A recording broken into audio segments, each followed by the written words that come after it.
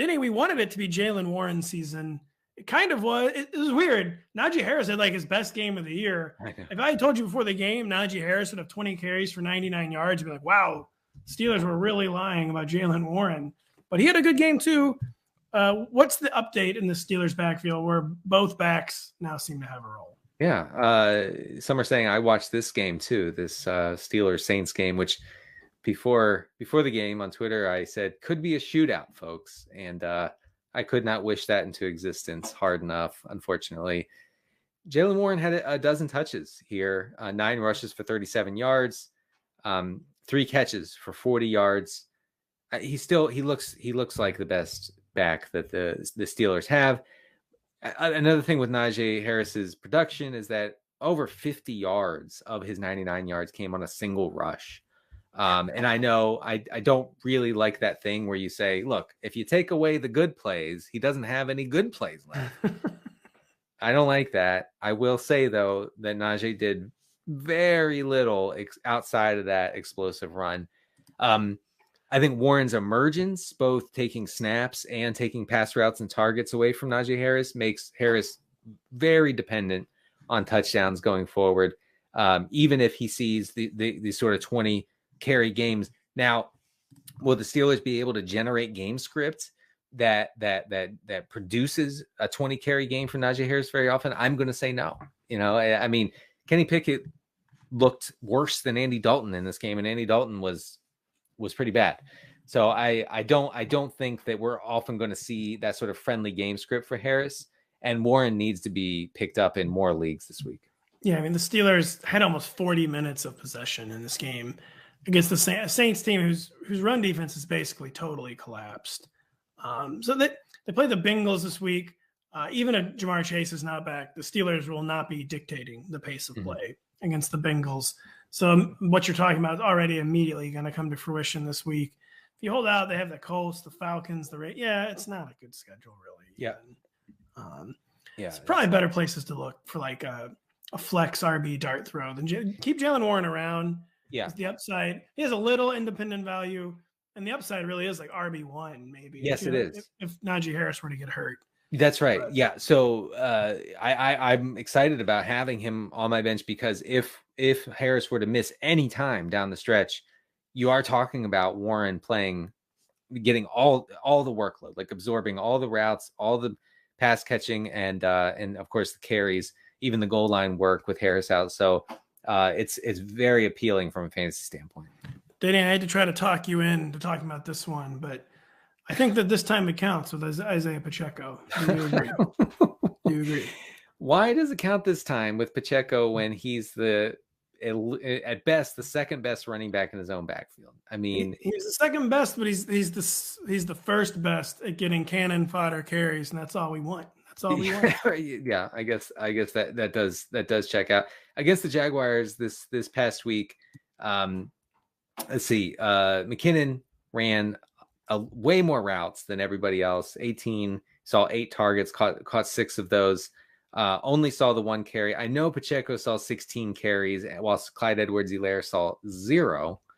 So yes, I suppose that Pacheco would be the primary, early down banger for a team that never runs the ball. Until they found Isaiah Pacheco. That's the problem, though, is that they don't run it. Like they lead the league in pass rate over expected. Even when they're ahead, they keep passing. They're one of the 2 or 3 teams that do that. So I just think Pacheco's path to fantasy relevance is so narrow. In PPR, I certainly would prefer picking up McKinnon over Pacheco. Well, Denny, might I interest you in a shocking fact? Mm-hmm. The Chiefs play the Chargers this week. And I don't know if you know this about the Chargers. They are absolutely horrendous against the run. They are. And we're going to meet a perfect marriage of point chasing versus opponent. And it's going to be Isaiah Pacheco week. It really is. Yeah. Just get ready. I have a hard time trying to fit the Chiefs offense into this idea that if they get out ahead, they're just going to milk the clock with the run. It's just not what they do. And as producer Adam points out, this game can be caught on NBC. I don't know if you heard of it, on It's a little thing called Sunday Night Football, folks. 8:20 p.m. Eastern. And so the Chargers, their second straight Sunday Night Football game, and their run defense was actually holding up a little better than expected against the San Francisco 49ers, Denny, where for some unknown reason, Elijah Mitchell got 18 carries. Christian McCaffrey, who they traded 4 draft picks for, got 14.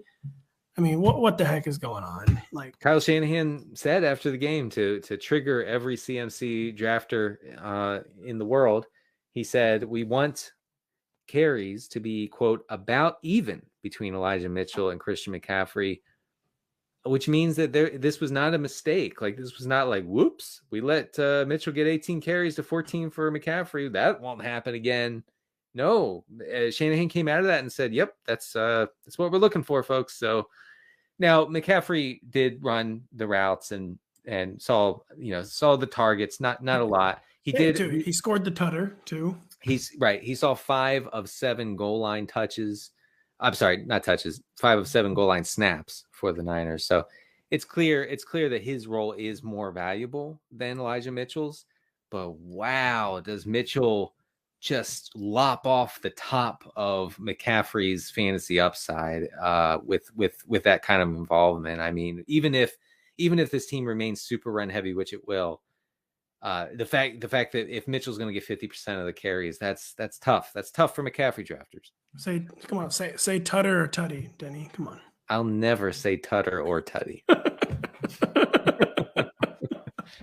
Yeah, it was most disturbing to me though, because the 49ers were like playing from behind most of the night. So it'd be one thing if they were like front running and like whatever, like let's get Elijah Mitchell in rhythm for the stretch run. Let's like get his legs going, like, take a load off CMC in this game. They were like trailing a lot of this game.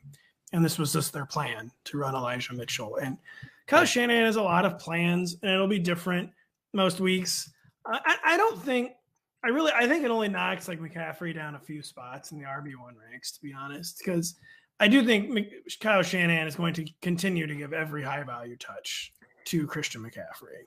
Right. So definitely Mitchell is going to see a lot of his carries between the 20s, but I do think that really dings what we thought would be just a massive workload. I thought it was going to be like McCaffrey gets every touch he can handle in this offense. See, why would they make the trade if that wasn't the case? But maybe they're saving him for maybe December and January. It's hard to say.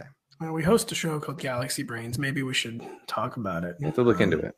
By the way, if you're not in to the Brain expansion, please check it out on the NFL on NBC YouTube page, where Denny and I, we go deep inside the psyche every single week.